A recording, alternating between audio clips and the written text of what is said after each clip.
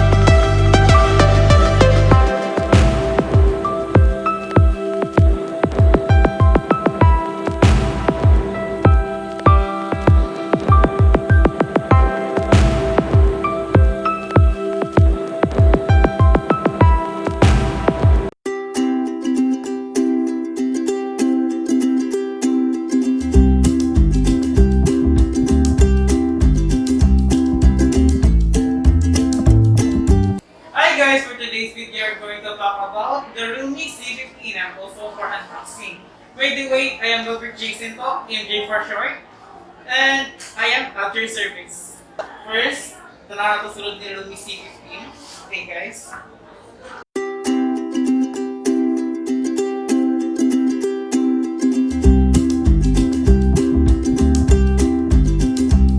Hindi siya guys, the Realme C15 version headset. Advantage po na niya guys because ating Realme C15 is user-friendly yung headphone jack. Muna okay lang isa kung sa nga headphone nito. Nara, itong battery na ka 18 watts quick charge. Okay. Atong color sa itong Realme C15 is silver. Wala. Yes. Iyon na ito guys ha.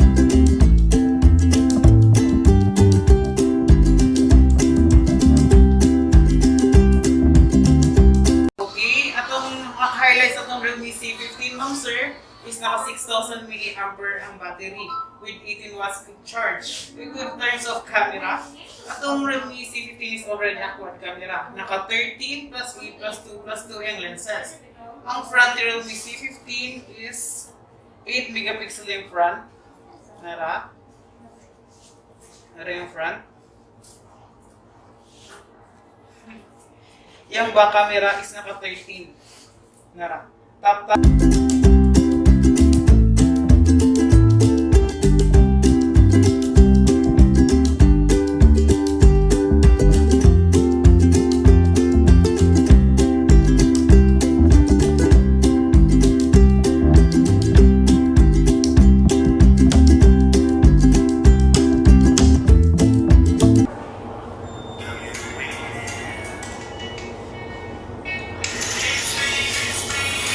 Muna gini yung full wall, pero ang music usahay magdepende sa ang speakers ay magdepende yun sa pag-download ng music. Kaya na yung mga music ma'am sir nga low quality mo nang medyo siya hinay.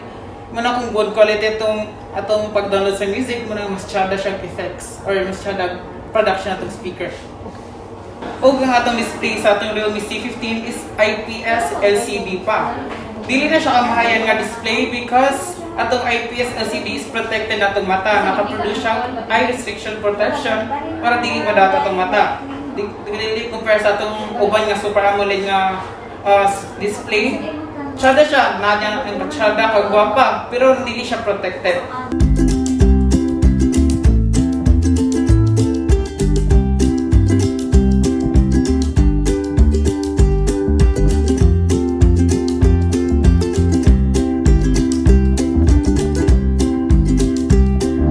Ang atong available colors for C15 is Seagull Silver and Marine Blue.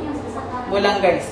Ang yung screen size is 6.5. Walang dako-dako din siya. Yung body ratio is 88.8 na gyud siya mo nang medyo siya dako compare sa lahi nga brand. Nag-support po ni siya og kuan reverse charging. Mo nang pwede ta mag-charge from other cell phone gamit ani pwede siya power bank. Support po ni siya multitasking. Mo nang sikat si Realme karon guys because gi-endorse siya ni ML. Munang compare natin sa uban nga brand, dili gid sila naka-powerful ilang processor ug battery. Kay as we can see sa lahi nga brand, wala pa sila naka 6,000. Sa atong Realme C15 is 6,000 mAh. It is price range of 6,990 pesos. Og since endorse na siya ni ML, ang processor ani si Helio G35. Smooth na kay niya siya for gaming. Og dugay pa siya malobot kay 6,000 mAh ang battery. O guys, atong i-try ang charger kung mugana pa. Of course, mugana gid siya guys. Okay guys. Nara guys, charging na. Nara. 61% pa yung battery remaining. Pas-pas na po na siya charging guys, kaya naka 18 watts, quick charge na siya.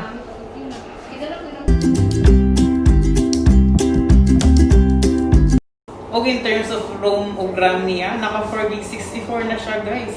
From price range niya nga 6,990 compared sa uban nga brand, naka 3 gig 32 lang siya.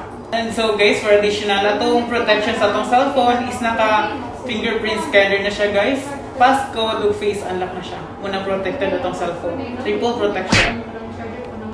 Nara guys. Yes ma'am sir, make sure let's not lose our warranty cards and atong user guide. Kay importante kini siya nga butang together with the receipt. Atong Realme C15 is 1 year warranty, lifetime service, and 7 days replacement. In case natay factory defects atong cellphone, 7 days replacement service. Kung interesado mo ni Realme C15, you can visit us at Limketkai Mall, Zenfone store. By the way, my name is MJ Sinto, MJ for short, and I am at your service. Bye-bye. Thank you, ha. Thank you, ma'am. Oo.